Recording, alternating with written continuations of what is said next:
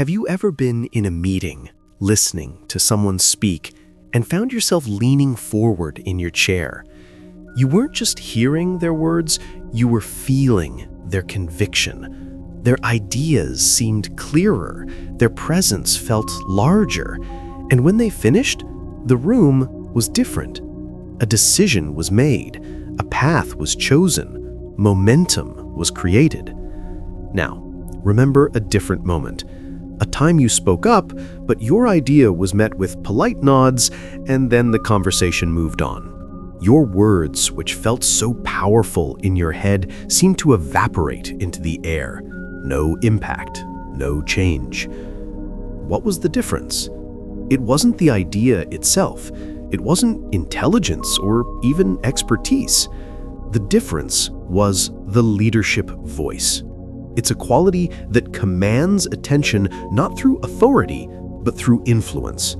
It's a way of communicating that makes people feel respected, understood, and inspired to follow. You might believe this is a gift you're born with, a natural charisma that some have and others don't. You are wrong. The leadership voice is a skill. It is a set of learnable, repeatable techniques that transform how you connect, how you persuade, and how you mobilize others. This is not about learning to give a perfect speech. This is about learning to communicate with a quiet power that makes people trust your judgment and want to be part of your vision. From Audio Vibes, this is how to talk like a leader. In this journey, you will discover the 3 pillars of leadership communication, how to structure your words for maximum impact, the one secret weapon every great leader masters, and how to handle high-stakes conversations with unshakable poise. If this sounds like the transformation you need, please support Audio Vibes by liking this video, subscribing for more life-changing summaries, and sharing this with someone who needs to find their leadership voice. If you're ready to stop being overlooked and start being heard, to turn your ideas into action and your words into influence, listen closely. Your voice is about to change. Chapter 1. The Leader's Voice. It's not what you say, it's how you sound. The foundation of authentic, confident presence that makes people want to listen. Imagine 2 people enter a room and say the exact same words. I believe we can achieve something remarkable together. The first person speaks. Their voice is thin, slightly shaky. Their eyes dart around the room. Their shoulders are hunched forward. The words are positive, but something feels off. You might agree intellectually, but you don't feel it. There's no compulsion to follow. The second person speaks. Their voice is calm and grounded. It doesn't need to be loud to fill the space. Their posture is relaxed but upright. Their eyes meet yours with a steady, genuine connection. When they say, I believe we can achieve something remarkable together, you don't just hear the statement, you feel the possibility. You feel their belief, and in that moment, you share it. You are ready to follow. This is the power of the leader's voice. It operates not just in the dictionary definition of your words, but in the subtext of your delivery. It's the hidden language of confidence, authenticity, and authority that speaks to people's instincts long before their logical minds have processed the sentence. Before you can master the architecture of your message, you must master the instrument that delivers it. You. The 3 pillars of foundational presence. The leadership voice is built on 3 non-negotiable pillars. These are not about technique alone. They are about the internal state that produces the external effect. Pillar 1. The unshakable ground. Your physical presence. Your body is the amplifier for your voice. A closed, tense, or shrinking body broadcasts insecurity, no matter what your words say. The breath is the anchor. Every confident voice is built on a foundation of calm, deep breathing. When you are nervous, your breath becomes shallow and high in your chest, fueling anxiety and creating a thin, reedy voice. The practice of leadership communication begins not with your vocal cords, but with your diaphragm. Before you speak, take a silent, full breath that expands your belly, not just your chest. This one act grounds your nervous system and provides the fuel for a powerful, resonant tone. Posture is the antenna. How you hold yourself sends a constant signal. Slouching or crossing your arms defensively signals a desire to hide or protect yourself. A leadership posture is open and receptive. Shoulders back but not forced, chest open, feet firmly planted on the ground. This isn't about posing. It's about physically occupying your space with a sense of belonging. It tells others, I am supposed to be here and I am ready to engage. The stillness of impact. Nervous energy manifests as fidgeting, clicking a pen, shifting weight, touching your face. This frantic movement scatters your listener's attention and screams of internal anxiety. A leader understands the power of purposeful stillness. When you speak, be still. Let your gestures be intentional and few, used only to emphasize a critical point. This controlled energy conveys immense inner confidence. Pillar 2, the resonant tone, your vocal signature. The quality of your voice, its pitch, pace, and texture carries emotional information. Pitch, the command of calm. A high-pitched, squeaky voice is often interpreted as a sign of stress or excitement. A leader's voice tends to settle into a lower, richer register. This isn't about faking a deep voice. It's about relaxing your vocal cords to find your natural, optimal pitch. Practice speaking from your chest, not your nose or throat. You can find this by saying hum in a comfortable, low note. That is your chest voice. Pace, the power of the pause. Rushing through your words suggests you can't wait to be finished, that you doubt the value of what you're saying, or that you fear being interrupted. A leader owns the silence as much as the sound. They use strategic pauses to let important points land, to create anticipation, and to give themselves time to think. Speak deliberately, as if every word has weight. The pause is what makes people lean in. Texture, the sound of conviction. A monotone voice is a lullaby.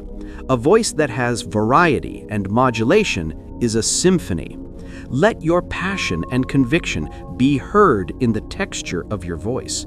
Lower your tone to convey seriousness. Lighten it to express optimism. Let the emotion behind your words be present in the sound. Authenticity is not a flat line. Pillar 3, the authentic connection, your emotional honesty. This is the most crucial and most often missed element. People don't follow a perfect voice. They follow a real person. Eyes are the gateway. You cannot build trust while looking at a screen, a notepad, or the back wall. True connection is built through consistent, gentle eye contact. You don't need to stare intensely. Simply hold your gaze on one person for a full thought before naturally moving to another. This makes each person feel seen and included in the conversation. The congruence test. Your words, your tone, and your body language must all tell the same story.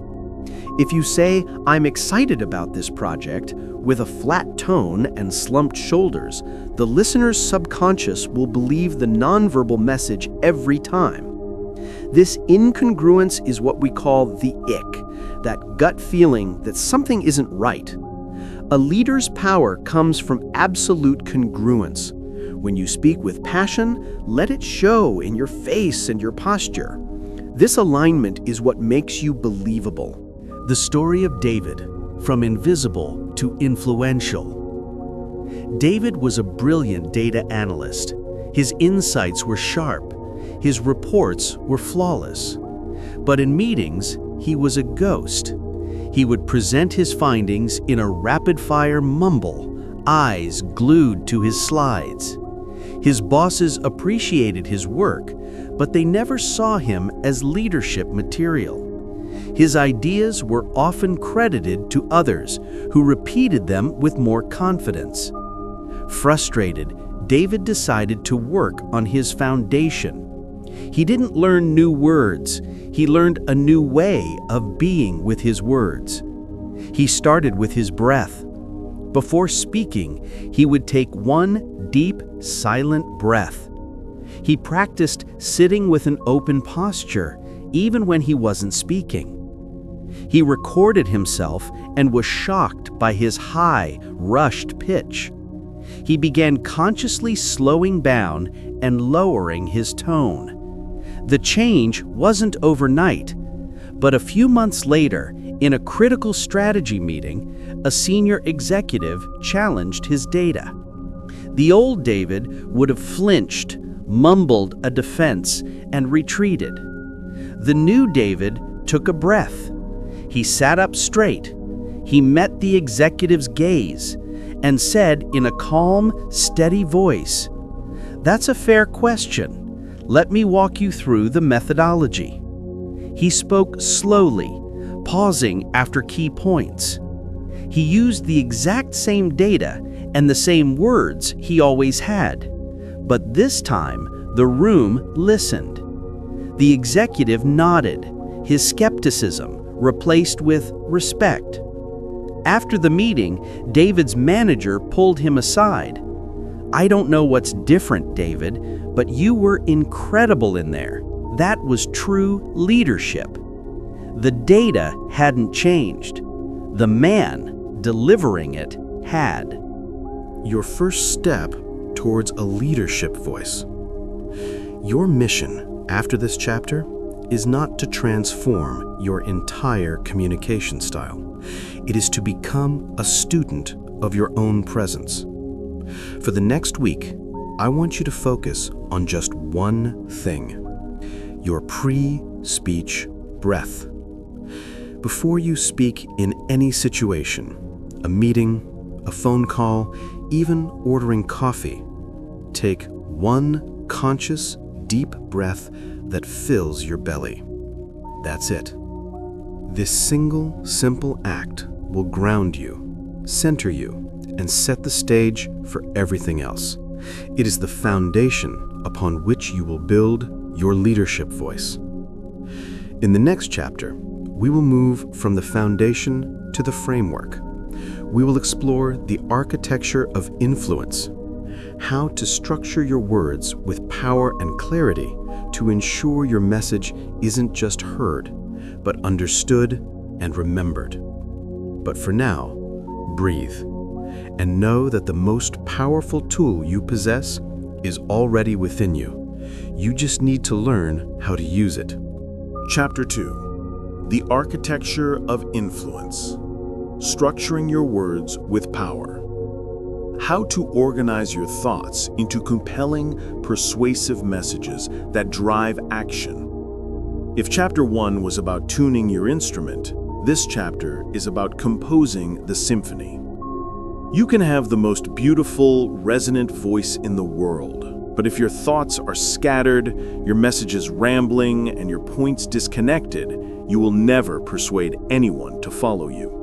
Your words will be beautiful noise, pleasant to hear, but impossible to follow. Leadership communication isn't about being the most articulate person in the room. It's about being the most understandable. When you structure your words with intention, you do the heavy lifting for your listeners. You guide them effortlessly from point A to point B to point C, making it easy for them to understand your perspective, trust your judgment, and say yes to your ideas. In this chapter, we will architect your message from the ground up. We will move from the microstructure of a single sentence to the macrostructure of a complete persuasive case. This is where good communicators become influential leaders. The foundation: why most smart people communicate poorly. Meet Dr. Elena Rodriguez. She's one of the brightest medical researchers in her field. Her insights have the potential to revolutionize patient care. But when she presents her findings to hospital administrators, their eyes glaze over. She drowns them in data, jumps between concepts, and buries her revolutionary conclusion in a mountain of methodology. Elena suffers from what I call the curse of knowledge. She knows so much about her subject that she can no longer imagine what it's like not to know it. She cannot see the chasm between her expertise and her audience's understanding. This curse afflicts experts in every field: engineers, lawyers, accountants, technologists. They believe complexity signals intelligence.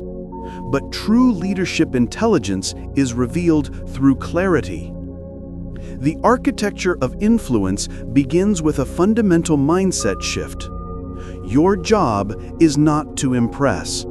Your job is to be understood.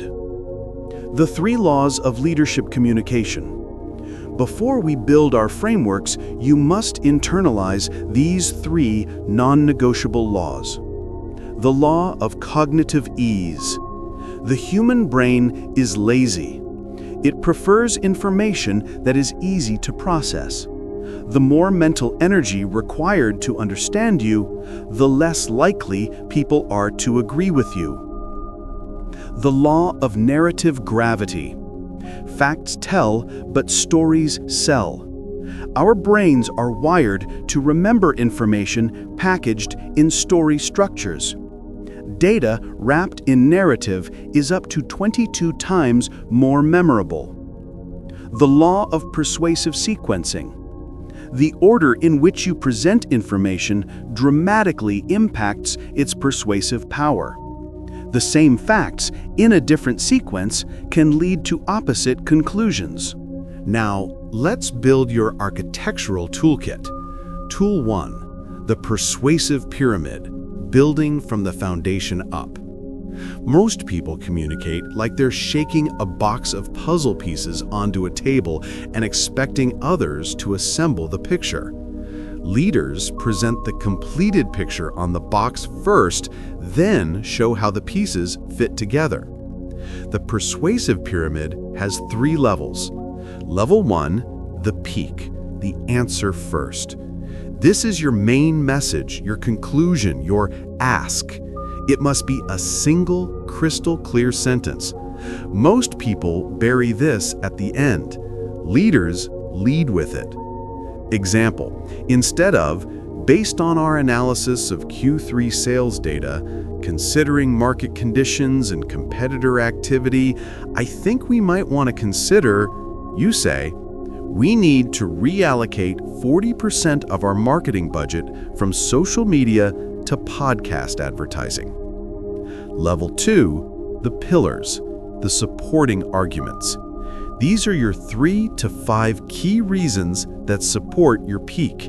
Never use more than 5. The human brain struggles to hold more.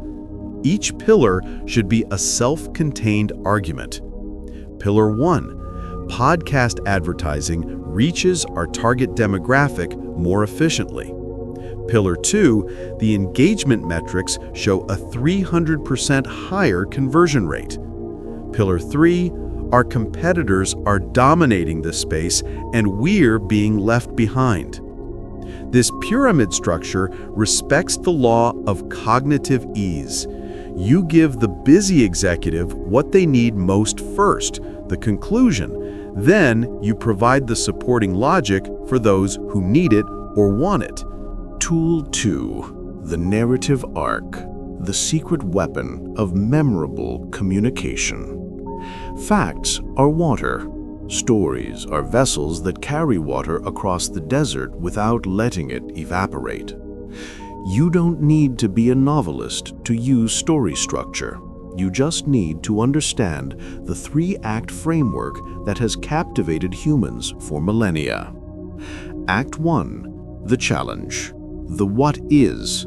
Describe the current reality in vivid, relatable terms. Name the problem, the pain point, the opportunity.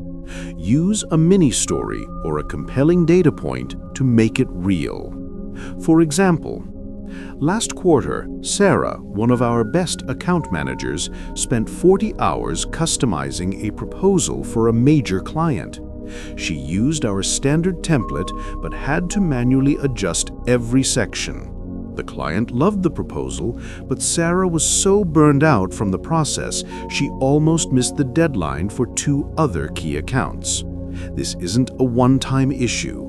Our data shows our team is spending an average of 30% of their time on manual, repetitive formatting tasks instead of selling. Act 2. The journey. The what could be. This is the journey from the problem to the solution. It's where you introduce your idea as the guiding path. Describe how things would be different. Paint a picture of the better future. For example, now imagine if we gave Sarah and her team a smart, automated proposal tool. Instead of 40 hours of formatting, she could input the client's needs and have a professionally designed, customized proposal in 2 hours. She could use those extra 38 hours to build deeper relationships, uncover new needs, and close more deals. Our data indicates we could increase sales capacity by 25% without hiring a single new person. Act 3. The resolution. The call to action. This is the specific, actionable step that will turn the better future into reality. It's the direct link back to the peak of your persuasive pyramid. For example, to make this future a reality, I'm requesting approval to implement the Proposal Pro software system. The investment is $25,000, and our ROI analysis shows we'll recover that cost in saved time within 90 days. This structure works because it taps into the law of narrative gravity. It creates emotional engagement while delivering logical arguments. Tool 3. The PrEP framework for impromptu power. You won't always have time to build a full pyramid or narrative arc. For meetings, Q&A sessions, and unexpected questions, you need a faster tool. PrEP stands for point. State your main point clearly and concisely. Reason. Give your primary reason for holding this point. Example. Provide a concrete example or piece of evidence. Point. Restate your main point to bring it full circle. Let's take a scenario. Your boss asks, "Do you think we should extend the project deadline?" Point. Yes, I believe we need a 2-week extension. Reason. The quality of the final deliverable is at risk if we don't. Example. The recent supply chain delay has set us back 10 days on component acquisition.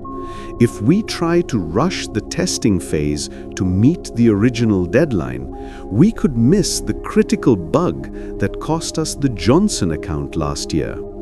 Point. So, for the sake of product quality and client trust, I'm recommending we extend the deadline. PrEP is bulletproof. It forces clarity and provides substance, making your impromptu comments sound well-considered and authoritative. Tool 4. The reverse outline. The editing secret of professional writers. After you've drafted your message, whether an email, presentation, or speech, apply this brutal but effective editing technique. Read your draft and write down the single sentence that captures the main point of each paragraph or section. Look at this list of sentences alone, without the supporting text. Ask yourself, does this sequence of sentences tell a clear, logical story? Does each sentence build naturally on the previous one? Are there any gaps in the logic? Is every sentence absolutely necessary to the core argument? You will often discover redundant paragraphs, logical leaps, or buried key points. The reverse outline forces you to see the skeleton of your message and fix it before you deliver it.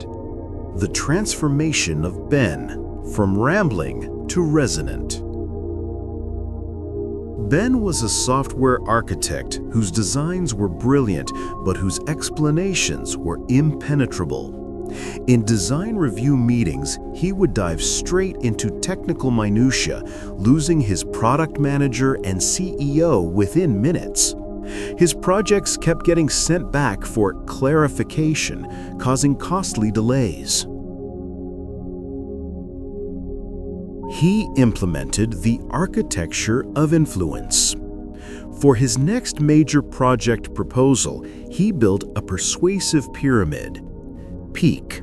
We need to rebuild our user authentication system within 6 months. Pillars. 1. Our current system is a security liability that could lead to a data breach. 2. It's causing 40% of our customer support tickets. 3. It's preventing us from implementing key features our competitors already have. Foundation. Security audit findings, support ticket metrics, competitor feature analysis.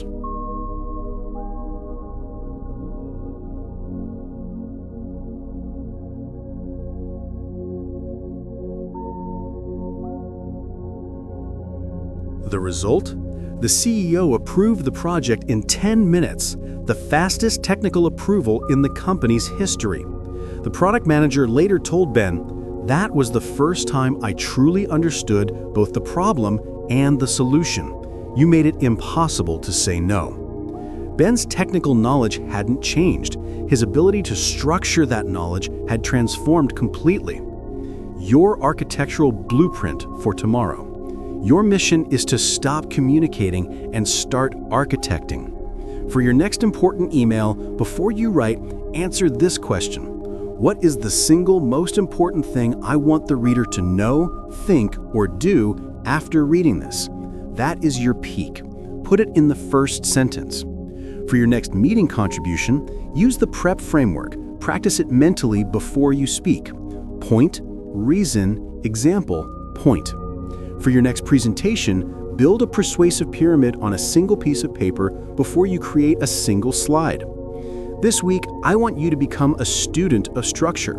Notice when someone communicates well, what made it clear? Notice when they communicate poorly, where did you get lost? This external analysis will sharpen your internal architecture. In the next chapter, we will explore the most underestimated leadership skill of all, the one that separates good talkers from true leaders. We will master the secret weapon, the art of listening. But for now, pick up your architectural tools. The world is waiting for you to build something worth following. Chapter 3. The Secret Weapon. Mastering the Art of Listening. How true leaders use listening to build trust, gather intelligence, and connect deeply. Close your eyes for a moment and picture a great leader speaking. You likely see them on a stage, commanding a room, articulating a vision with passion and precision. Now, picture that same great leader listening. Really listening. Their head is slightly tilted, Their eyes are focused. Their entire presence is directed toward understanding the person speaking to them. There are no phones in their hand, no glances at the clock, no mental preparation of their response. This second image, the leader as listener, is far more rare and infinitely more powerful than the first. We have been conditioned to believe that leadership is about talking, that the person who speaks most is the most influential. This is one of the most damaging myths in modern leadership. The reality is this: speaking reveals your intelligence, but listening reveals your character. It is the ultimate secret weapon of influence. When you truly listen, you gain 3 strategic advantages that no amount of brilliant speaking can provide. The intelligence advantage. You gather unfiltered information about problems, opportunities, and team dynamics that others miss. The trust advantage. You make people feel valued and understood, building loyalty that commands cannot buy. The persuasion advantage. You understand people's real concerns and motivations, allowing you to frame your messages in ways they cannot resist. In this chapter, we will transform listening from a soft skill you think you have into a hard, measurable discipline you can master. We will move from hearing words to understanding worlds. The 3 tragic myths about listening and why they're holding you back. Before we build your listening skills, we must dismantle the false beliefs that prevent most people from ever developing them. Myth 1: listening is passive. The biggest misconception is that listening is what you do while waiting for your turn to talk. True listening is the most cognitively demanding communication activity there is. It requires you to simultaneously process information, interpret emotional subtext, read body language, and restrain your own ego's desire to respond. It is a martial art of the mind. Myth 2: good listening means you agree. Many leaders avoid deep listening because they fear it implies endorsement. This is a catastrophic error. Listening is about understanding, not approving. You can listen deeply to a perspective you completely disagree with. In fact, understanding it is the first step to effectively countering it. Myth 3: you're already a good listener. This is the most dangerous myth of all. Research shows that immediately after listening, the average person remembers only about 25% of what was said. We are all overconfident in our listening abilities. The first step to mastery is admitting you are an amateur. The 4 levels of listening. Where do you operate? Most people operate at level 1. Leaders cultivate level 4. Level 1. Cosmetic listening. You're going through the motions, nodding, making aha sounds, but your mind is elsewhere, planning your dinner, thinking about your next meeting, composing your brilliant response. The speaker senses this disconnection immediately. Result: damaged trust. Level 2. Conversational listening. You're listening for your turn to speak. You're hearing the words, but you're primarily scanning for an opening to interject your own story, opinion, or advice. This is the level where most workplace communication happens. Result: missed insights. Level 3. Active listening. You are fully present. You're focused on understanding the content of what's being said. You use techniques like paraphrasing. So, if I'm understanding you correctly, and asking clarifying questions like, what happened next? This is good, but it's still transactional. Result: basic understanding. Level 4. Empathic listening. This is the leadership level. You are listening not just to the words, but for the emotions, values, and unspoken needs behind them. You're listening to understand the person's reality from their perspective. Your goal isn't to respond, it's to understand so completely that the other person feels profoundly heard. Result: transformation. The HEAR method, a practical framework for leadership listening. To consistently operate at level 4, you need a framework. HEAR stands for H for halt, E for empathize, A for anticipate, and R for reflect. H, halt everything else. This is the non-negotiable first step. You cannot listen while multitasking. Physically, put down your phone, close your laptop, turn your body fully toward the speaker. Mentally, clear your mental runway. Acknowledge your internal thoughts. I'm worried about the 3 p.m. deadline, and consciously set them aside for later. The 5-second rule. When someone starts speaking, give them your complete, undivided attention for the first 5 seconds. This sets the tone for the entire interaction. E. Empathize to understand. Empathy here doesn't mean sympathy, it means actively trying to see the situation through their eyes. Ask yourself, what must they be feeling right now to say this? What's important to them that I'm hearing in their words? What's not being said that might be even more important? Listen for music, not just lyrics. Pay attention to tone, pace, and volume. A team member saying, "I'm fine with the decision," in a flat, quiet tone, is communicating the exact opposite of their words. A.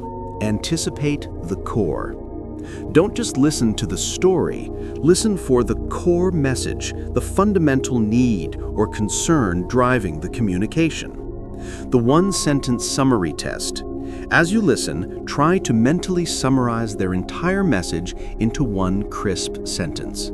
So the core need here is, this forces you to identify the signal through the noise. Listen for values, not just problems. When an employee complains about a process, are they actually expressing a value for efficiency, fairness, or autonomy? R. Reflect for accuracy and connection. This is where you prove you were listening and build the bridge of understanding. Paraphrase the content. Let me make sure I've got the details right. You're saying the vendor promised delivery Tuesday, but now they're saying Friday, which impacts 3 other departments. Reflect the feeling or value. And it sounds like you're feeling frustrated because reliability is really important to you, and this makes our team look bad. The magic question, what else? Or is there more? This simple, powerful question often unlocks the most critical information that was being held back. The listening trap, the urge to solve. When people come to us with problems, our default response, especially as action-oriented leaders, is to immediately offer solutions. This is often the exact opposite of what they need. Most of the time, people don't want you to fix their problem. They want you to understand their experience of having the problem. The moment you jump to solutions, you communicate, "Your problem is simple, and I've already moved past it." This invalidates their experience. The rule is understand before you solve. Your first response should never be a solution. It should be a reflection. Only after the person confirms they feel fully understood should you ask, "Would you like to brainstorm some potential solutions together?" The story of Maria. From problem solver to trust builder. Maria was a celebrated fixer. As a senior manager, her team brought her problems and she efficiently solved them. but she noticed her team was becoming increasingly dependent and disempowered. They brought her smaller and smaller issues, and morale was slipping. After learning level 4 listening, she changed her approach. When a team member, Ben, came to her stressed about a missed deadline, she didn't ask for the data or outline a recovery plan. Instead, she halted. She closed her laptop. She empathized. Ben, you sound really stressed about this. She anticipated. It seems like you're worried this is going to damage your reputation with the client. She reflected. So the client changed the specs midstream, your lead developer got sick, and you're feeling like you're holding the bag and will be blamed for the delay. Is that the heart of it? Ben visibly relaxed. Yes, exactly. I feel like I'm set up to fail. Maria then asked the magic question. What else? Ben hesitated, then said, well, I think we need to change how we scope projects. This keeps happening. For the first time, Maria wasn't just solving a single problem. She was hearing about a systemic issue she never knew existed. By listening, she uncovered the root cause of countless past problems. She and Ben then co-created a new scoping process that improved the entire department's performance. Maria transitioned from being a crutch for her team to being a true leader who empowered them. She didn't solve fewer problems, she solved more important ones. Your 7-day listening challenge. True mastery requires practice. This week, I challenge you to one listening activity per day. Day 1. The Hear Drill. In one conversation, consciously execute all 4 hear steps. Take 2 minutes afterward to journal what was different. Day 2. Withhold solutions. For an entire day, forbid yourself from offering unsolicited advice. Only ask questions and reflect understanding. Day 3. Listen to a dissenter. Find someone you typically disagree with and listen to them for 5 minutes with the sole goal of understanding their perspective. Don't argue, just understand. Day 4. The What Else experiment. In 3 different conversations, use the What Else question. Note what emerges after the initial answer. Day 5. Environmental scan. Notice the listening quality in your workplace.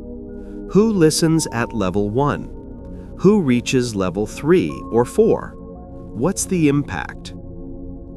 Day 6. Silent meeting. In a one-on-one meeting, try to speak for less than 20% of the time. Your job is to draw the other person out. Day 7. Reflect and integrate. Review your week. What was hardest? What felt most powerful? Which practice will you make permanent? The highest leverage moment in any conversation is often the silence after the other person finishes speaking. Most leaders rush to fill it with their own voice. You will now have the discipline to hold that space, to listen not just for what is said, but for what is meant. In the next chapter, we will merge everything we've learned, your leadership voice, your message architecture, and your deep listening into the pinnacle of leadership communication, speaking to inspire, the language of vision and motivation. But first, you must master the power of silence. The world tells you to speak up to be heard. True leadership teaches us to quiet down to understand. Chapter 4. Speaking to inspire, the language of vision and motivation. How to use stories, metaphors, and emotional intelligence to move people to action. There is a fundamental difference between a manager who gets things done and a leader who makes people believe in what's possible. The manager says, "Here's the target. Here's your role. Let's hit these numbers." The leader says, "Look at the mountain we're going to climb together. Imagine the view from the top. I believe in our ability to get there, and I'll be right beside you every step of the way." Both might be communicating about the same project, but one activates the hands, while the other ignites the heart. In our previous chapters, you mastered the foundation of your voice, the architecture of your message, and the power of listening. Now we arrive at the highest application of these skills, inspirational communication. This is not about manipulation or empty motivational speaking. It is about connecting your message to the deeper human needs for purpose, belonging, and growth. When you speak to inspire, you stop being a mere transmitter of information and become a catalyst for movement. You transform tasks into missions and teams into tribes. The neuroscience of inspiration: why some messages stick and others fade. To understand inspiration, we must first understand how it works in the brain. When you hear a dry, factual presentation, your brain's prefrontal cortex, the logical processor, is active. You understand, but you aren't moved.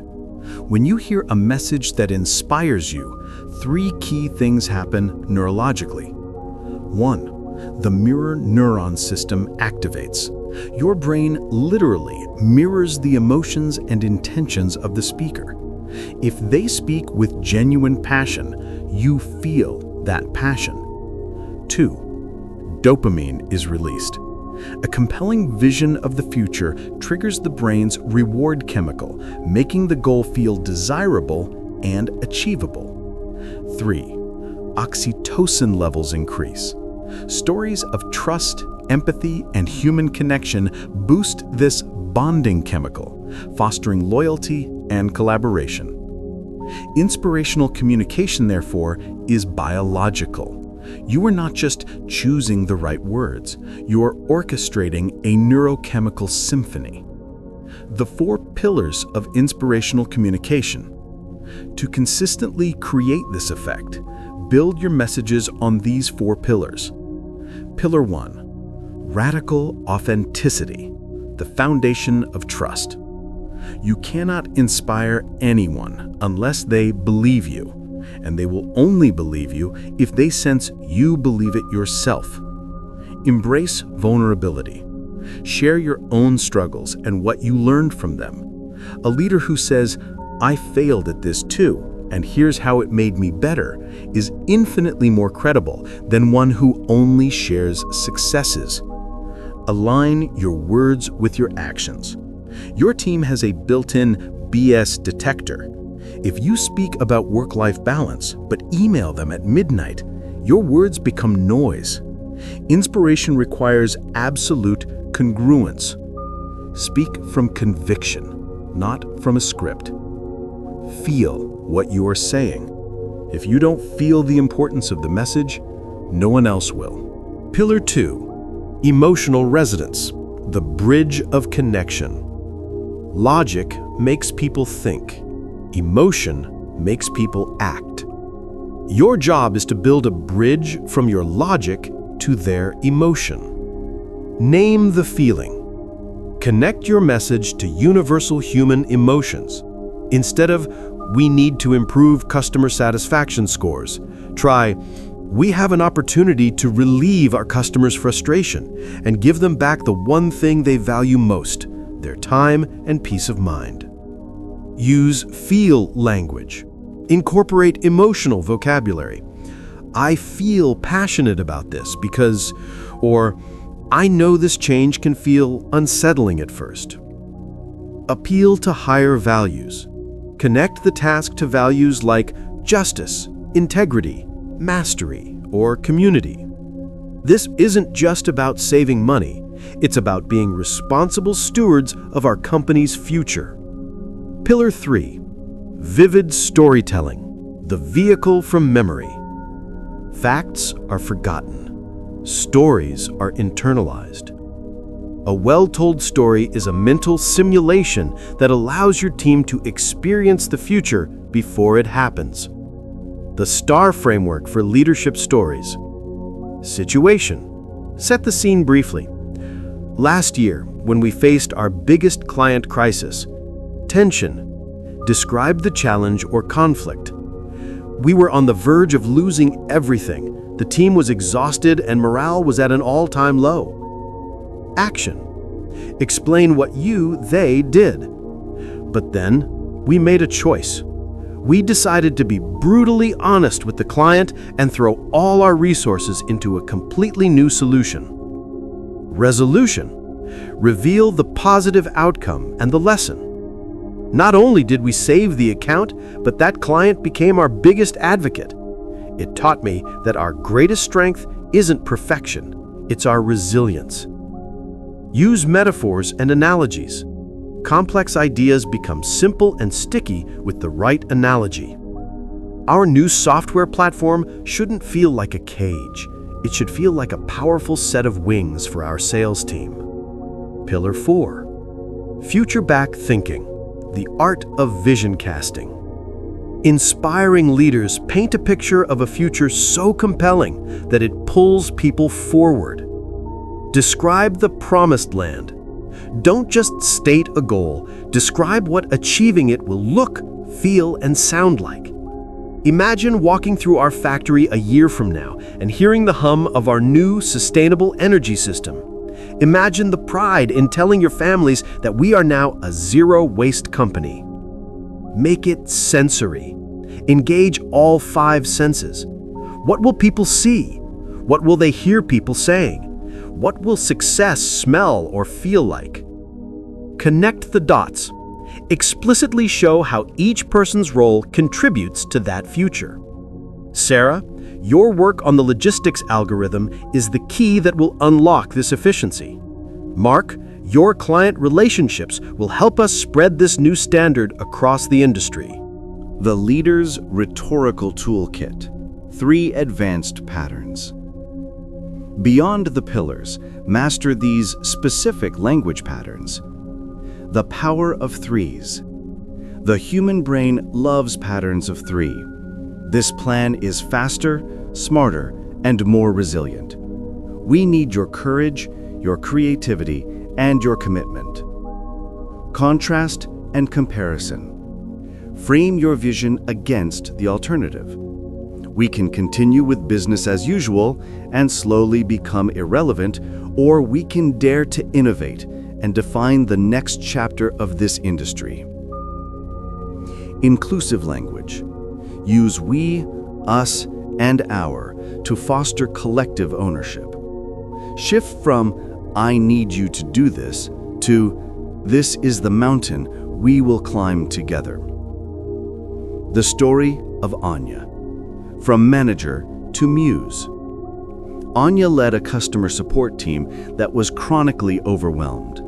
Turnover was high and morale was low. Her previous approach was managerial. New efficiency metrics, updated scripts, and performance reviews. She decided to try inspirational communication. She called a team meeting and began not with metrics, but with a story. Pillar 3. Situation and tension. Last week, I took a support call from a woman named Linda. Her business was falling apart because of a bug in our software. She was on the verge of tears. She wasn't just frustrated, she was terrified of losing everything she had built. Action and resolution. We stayed on that call for 2 hours. We didn't just follow the script, we fought for her. We pulled in a developer, we found a workaround, and we saved her business. The next day, she sent an email that simply said, "You didn't just fix my software, you saved my dream." Then she connected it to a vision, Pillar 4. That email is now printed and hanging in my office, because that is who we are. We are not a cost center. We are the guardians of our customers' dreams. Our job isn't to close tickets, it's to open possibilities. Finally, she made it about them with inclusive language. Every one of you has the power to be someone's hero. Let's build a team known not for how fast we close calls, but for how deeply we care. The shift was electric. The energy in the room changed. Team members started sharing their own hero stories. Within months, voluntary turnover dropped to 0, and customer satisfaction scores became the highest in the company's history. Anya didn't change the work, she changed the meaning of the work. Your 30-day Inspiration Challenge. Becoming an inspirational speaker is a practice, not a personality trait. Week 1. The Story Bank. Identify and refine 3 personal stories from your career that illustrate key lessons about resilience, customer focus, or innovation. Week 2. The Why Drill. For every task you assign or announcement you make, write down the why before you communicate it. Connect it to a larger purpose. Week 3. The Feedback Loop. After you speak, ask a trusted colleague, did that feel inspiring? Why or why not? Listen without defensiveness. Week 4. The Language Audit. Record a meeting and listen back. How often do you use we versus I? How often do you use emotional language? How many metaphors or stories did you tell? Inspiration is not a speech you give once a year. It is a quality you weave into your daily communication. It's in the way you start a meeting, the way you give feedback, the way you handle a setback. In our final chapter, we will put all these skills to the ultimate test. We will enter the arena, handling pressure, conflict, and tough conversations. This is where your leadership voice, your message architecture, your listening skills, and your inspirational language will face their greatest challenge and prove their greatest worth. But for today, remember this: the most powerful resource you have as a leader is not your authority. It is your ability to awaken possibility in others. Chapter 5. In the Arena. Handling pressure, conflict, and tough conversations. Applying your leadership voice to the most challenging real-world situations. This is where leadership communication is forged. It's easy to sound like a leader when presenting a winning quarterly report to a supportive team. The true test comes when you're in a room where tensions are high, stakes are higher, opinions are polarized, and emotions are raw. This is the arena. This is where your voice, your message structure, your listening skills, and your inspirational language either become your greatest assets or betray you completely. In this chapter, we move from the practice room to the battlefield. We will equip you with battle-tested frameworks for the moments that define careers and shape organizational cultures. This is not about avoiding conflict. It's about navigating it with such grace and skill that you emerge with stronger relationships and greater respect. The pressure principle: how your brain betrays you and how to reclaim control. When faced with a high-stakes situation, your body undergoes a physiological hijacking. Your amygdala, the brain's threat detection system, sounds the alarm. flooding your system with cortisol and adrenaline. This creates the exact opposite state you need for leadership communication. Your prefrontal cortex, responsible for rational thought, goes offline. Your voice tightens and rises in pitch. Your cognitive bandwidth narrows to fight or flight options. You lose access to your carefully built vocabulary and frameworks. The first battle in any tough situation is not with the other person, it's with your own nervous system. The 4A protocol for instant composure. 1. Acknowledge the physiology. Don't fight the physical symptoms, notice them without judgment. My heart is racing, my palms are sweaty. This is my body preparing for a challenge. 2. Anchor your breath. Take control of the one autonomic function you can influence.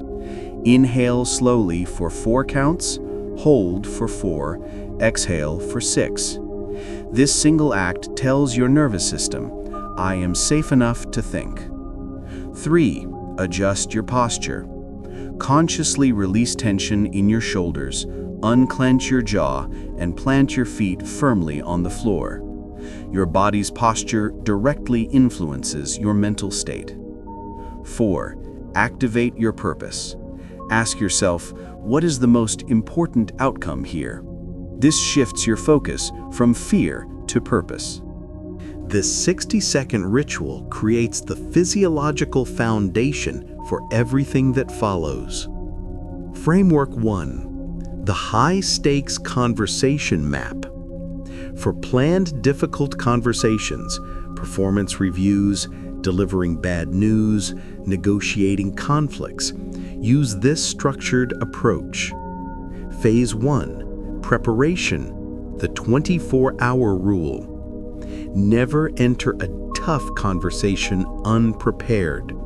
Ask yourself, what is my primary objective? What does success look like? What is their likely perspective? Practice radical empathy. What are the facts versus my stories or interpretations? What is the minimum viable truth that must be acknowledged? Phase 2. Opening, the first 90 seconds. The opening sets the tone for the entire conversation. Name the elephant. I want to talk about the project deadline miss, and I know this might be an uncomfortable conversation. State your positive intent. My intention is for us to understand what happened and make sure we're set up for success moving forward. Invite their perspective. Before I share my thoughts, I'd like to understand the situation from your point of view. Phase 3. Navigation. This is where your listening skills become paramount. Listen for understanding. Use the HEAR method from Chapter 3. Your goal is to understand their reality, not to prove your point. Separate people from problems. I have complete confidence in your abilities, and I want to understand the obstacles that made this project challenging. Acknowledge emotions. I can see you're frustrated by the changing requirements, and that's completely understandable. Use and instead of but. I understand the timeline was aggressive, and we need to address how we communicate delays. Phase 4. Resolution. Forward-focused closure. Avoid ending with just problems. Always move towards solutions. Co-create next steps. Based on what we've discussed, what would you suggest as our path forward? Define clear ownership. So you'll handle the client communication by tomorrow, and I'll review the revised timeline. Reaffirm support. I'm committed to your success here. What support do you need from me? Framework 2. The Conflict De-Escalation Protocol. When emotions are running hot and conversation is becoming unproductive. 1. Stop the spiral. S. Stop talking and take a breath. T. Take a step back physically and mentally. O. Observe what's happening. Escalating emotions, personal attacks. P. Proceed with intention using the next steps. 2. Lower the temperature. Lower your voice and slow your speech. This has a mirroring effect. Use neutral, non-triggering language. Acknowledge the emotion without judgment. I can see we both feel strongly about this. 3. Find common ground. Identify shared interests. It seems we both want what's best for the team. We just see different paths to get there. Return to shared facts. We can agree that the data shows declining engagement. 4. Reframe the conflict. Instead of "you want X and I want Y," try "you're concerned about Z and I'm concerned about W. How can we address both?" Create a common enemy. It seems we're both fighting against the same problem: unclear communication between departments. Framework 3. The Crisis Communication Blueprint. When things go seriously wrong, major failures, public mistakes, organizational crises. 1. The first hour rule. In a crisis, communication velocity matters more than perfection. Acknowledge the situation quickly, even if you don't have all answers. 2. Lead with values. Frame your response around core principles. Our first priority is the safety of our team members, or transparency has always been our value, so here's what we know. 3. The 3C formula. Concern. I'm deeply concerned about what's happened. Context.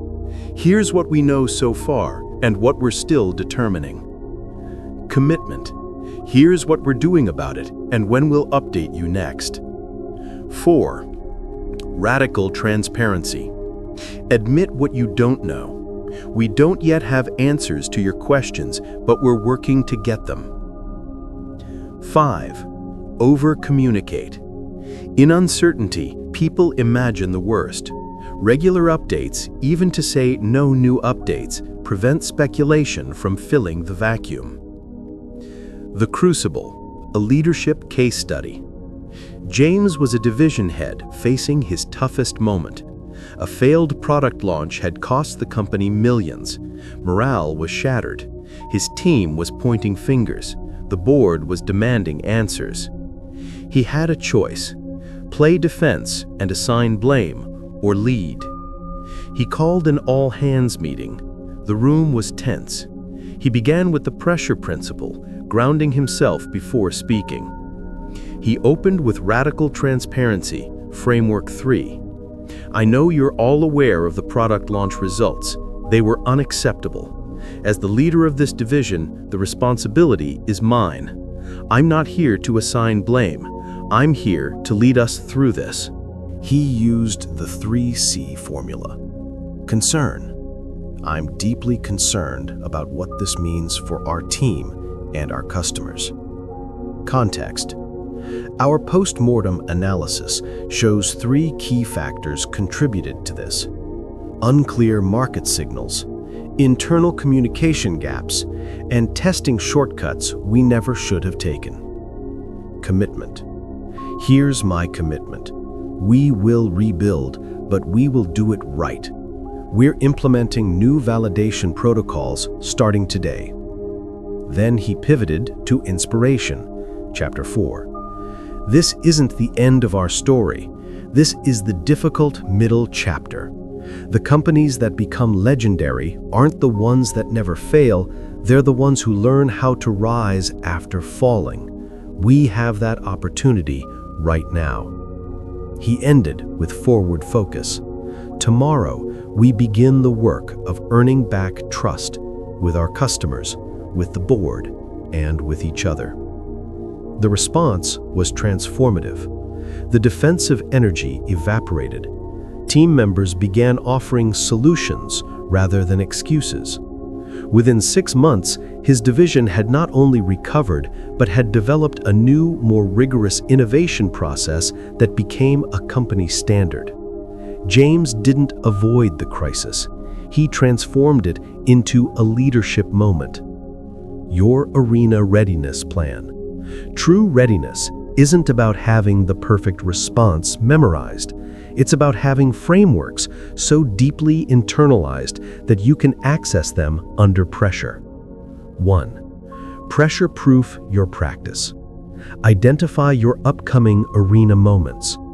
Mentally rehearse using the frameworks. Practice the 4A protocol daily until it becomes automatic. 2. Create your leadership mantra. Develop a short phrase to center yourself. Calm and clear, or listen first, solve second. Use it before entering challenging situations. 3. Establish your support system. Identify 2 to 3 trusted colleagues you can debrief with after tough conversations. Create a culture where discussing communication challenges is safe. The final integration. Throughout this journey, we've built your leadership communication layer by layer. Your voice became an instrument of calm authority. Your message architecture brought clarity to complexity. Your listening built bridges of trust and understanding. Your inspirational language connected work to meaning. Now, your arena skills ensure you can perform when it matters most. Leadership communication isn't a collection of techniques. It's a philosophy made manifest through practice. It's the understanding that your words don't just convey information, they create reality. They build trust or destroy it. They inspire action or foster resistance. They solve problems or create new ones. You now hold the frameworks. The work ahead is to live them, to move from knowing what to do to doing what you know, especially when it's difficult. The world has enough managers who can optimize spreadsheets. What it desperately needs are leaders who can navigate the human heart. Leaders who can sit in the tension of disagreement and find higher ground. Leaders who can speak hard truths with compassion. Leaders who can paint a picture of the future so compelling that others willingly join the journey. This is your calling. This is your arena. Go lead. If this journey to find your leadership voice has been valuable, please support Audio Vibes by liking this video, subscribing for more transformative summaries, and sharing this with someone who needs to lead with greater influence. Remember, your voice is your power. Use it wisely.